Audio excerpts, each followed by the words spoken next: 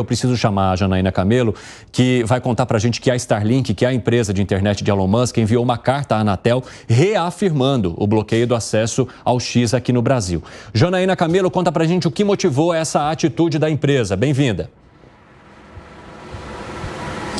Boa tarde, Evandro. Boa tarde a todos. Pois é, Starlink enviou aí um comunicado diretamente ao ministro das Comunicações, Juscelino Filho, também ao presidente da Anatel, que é o Carlos Baigorre, dizendo aí, reiterando que está, sim, cumprindo a decisão de retirar o X do ar, né? Uma decisão do ministro Alexandre de Moraes, que foi referendada pela primeira turma do Supremo. Este comunicado, que foi uma carta, ela foi enviada na última sexta-feira, se referindo a uma declaração do ministro das Comunicações da última quarta-feira, durante o programa Bom Dia Ministro, que é um programa do governo federal, e em que o ministro disse o seguinte, que no Brasil a ordem judicial se cumpre, que se uma determinada empresa aí acabar descumprindo, então isso acaba num tom provocador nas palavras do ministro.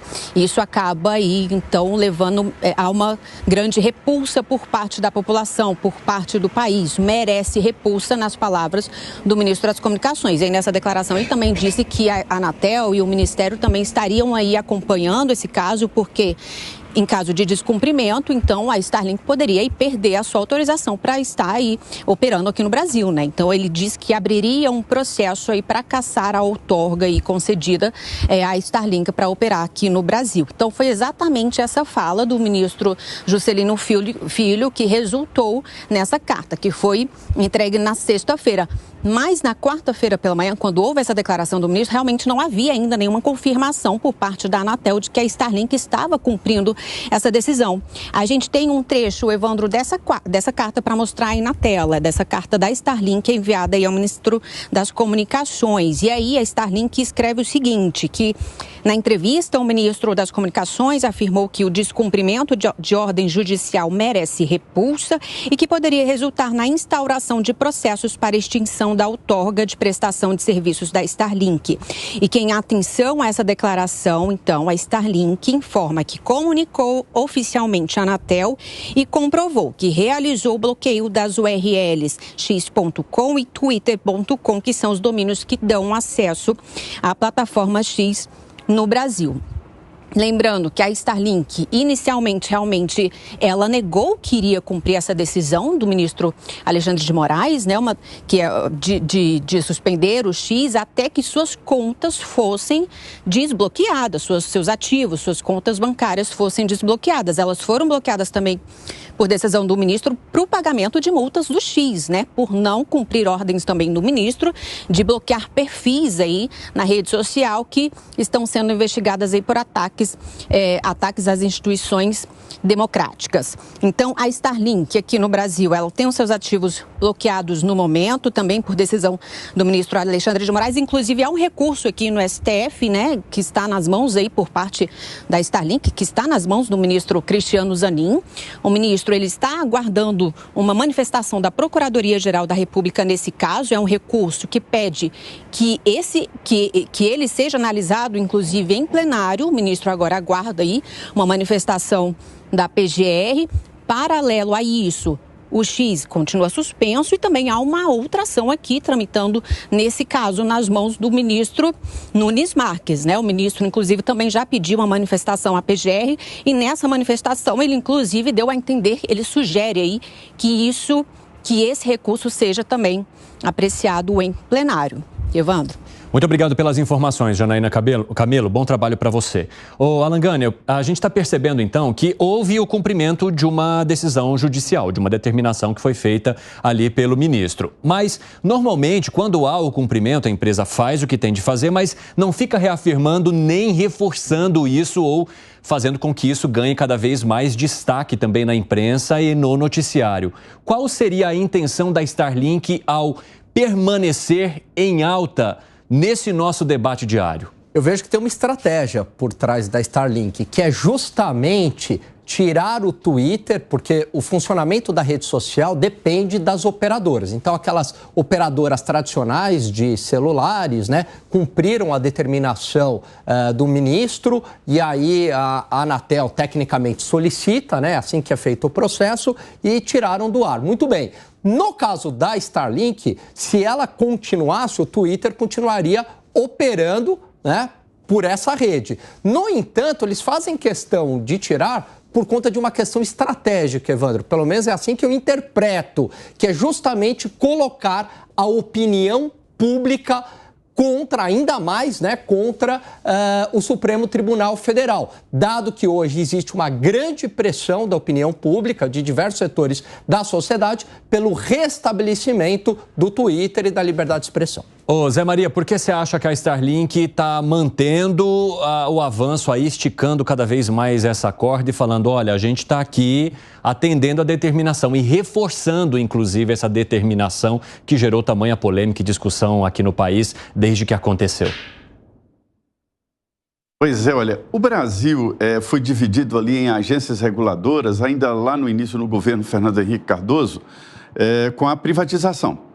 Ao privatizar o setor de telecomunicações, né, antigamente era tudo Brás, Telebrás, Radiobras, ao privatizar, aí foram sendo criadas agências reguladoras que eu devo te dizer, poucas é que fazem o papel. As agências reguladoras deixaram o consumidor abandonado. Eu tenho críticas severas às agências. Logo depois, quando eu falo, os diretores da agência dizem, olha, nós não temos, você tem razão, mas nós não temos força humana, material e dinheiro para fazer a fiscalização. Que as agências de água, de transporte territorial, a NTT, né?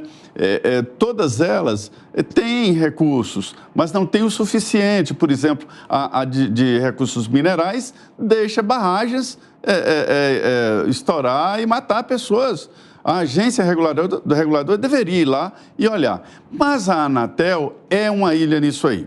E nós sofremos com esta ilha aí, porque eu não conheço nada mais regulamentado do que o setor de telecomunicações. Me dizem, até brincando por aqui, que é mais regulamentado do que energia atômica, do que bomba atômica. Tamanho cuidado e tamanho... o transmissor tem que ser assim, tem que ser homologado pela Anatel, o carregador do celular tem que ter o selo da Anatel, né? É um setor muito regulamentado e fiscalizado. Né?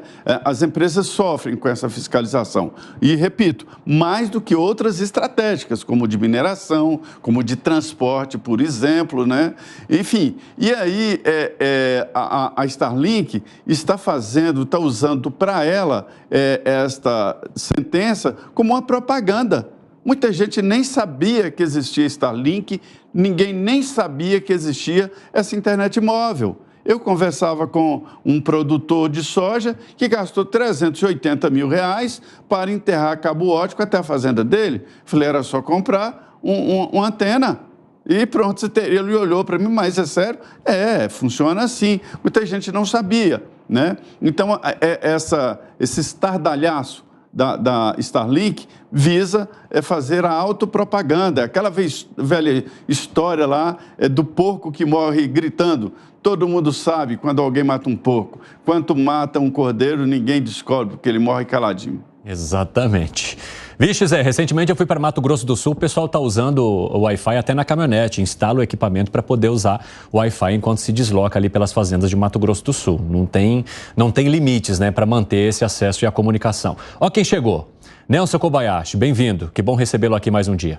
Boa tarde, Evandro Cini, boa tarde ao Alangani, ao Gustavo Segré, ao Zé Maria Trindade, a toda a audiência aqui do 3 em 1. É sempre uma alegria, um prazer enorme estar com vocês aqui no 3 em 1, Evandro. Ô, Nelsinho, eu já quero saber a tua opinião sobre essa reafirmação que a Starlink vem fazendo do cumprimento de que retirou o X do ar por determinação do Supremo Tribunal Federal. Eu acho ótimo, porque de fato é um cumprimento a uma decisão judicial e é uma atenção, respeito às instituições, em especial às instituições do Poder Judiciário brasileiro. E eu fico imaginando o que seria se ela não cumprisse, se a Starlink resistisse e mantivesse no ar o X, o antigo Twitter. Porque aí, será que a gente teria um bloqueio da Starlink? Como é que seria o bloqueio de uma internet via satélite? Será que tem jeito técnico de bloquear o acesso a uma internet via satélite? Eu, sinceramente, não sei, imagino que não tenha. E se tivéssemos esse jeito técnico de bloquear o acesso a Starlink, como é que ficaria a segurança nacional, já que as fronteiras dependem da Starlink para acesso à conectividade, às informações?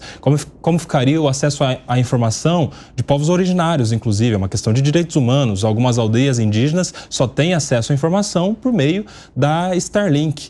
E a Starlink serve, inclusive, à produção nacional, em especial do agronegócio. Zé Maria estava aí, produtores do agro, você citou o Mato Grosso do Sul, em alguns locais como esse, citados pelo Zé e pelo Evandro, só tem acesso à informação, à conectividade via Starlink, ou seja, teríamos também um problema em relação à economia pública. Então, que bom que não chegamos nesse passo de se discutir se há bloqueio ou não há bloqueio, se é que isso é possível, porque estamos tendo o cumprimento de uma ação judicial, de uma decisão judicial. Decisão judicial se questiona se pode se concordar ou se discordar, pode se atribuir qualquer tipo de qualidade a uma decisão judicial, mas existindo, deve se cumprir. Que bom que a Starlink está cumprindo essa decisão. Gustavo Segré. Quando Starlink faz todos esses movimentos, na minha opinião, que está tentando mostrar que não tem vínculo societário com X. Dessa maneira, tentaria, através de questões jurídicas, evitar o bloqueio das contas que hoje estão sendo bloqueadas pelo teórico vínculo entre uma empresa e a outra.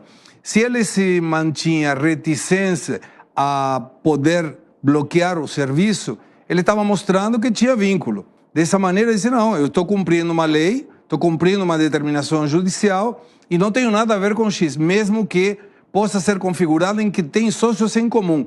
Mas sócios em comum não gera uma vinculação que permita bloqueio de contas. E esse é o detalhe. Então tem uma obediência a essa determinação, que no começo se mostrava como reticente a cumprir, e, na minha opinião, de novo, tem a ver com questões econômicas. Sem dúvida nenhuma, consegue fazer publicidade sem colocar dinheiro, né? Que, como a Zé Maria estava mencionando, tem muita lógica. Tem muita gente que não conhecia, a partir de agora disse, opa, e agora essa empresa faz o quê? Mas complemento com um dado. Tem outra empresa que também é atribuída ao grupo empresarial de Elon Musk, que é a SpaceX. E essa empresa já manifestou que vai colocar estrutura na Argentina, não no Brasil, por causa desses intuitos entre Elon Musk e o ministro Alexandre de Moraes.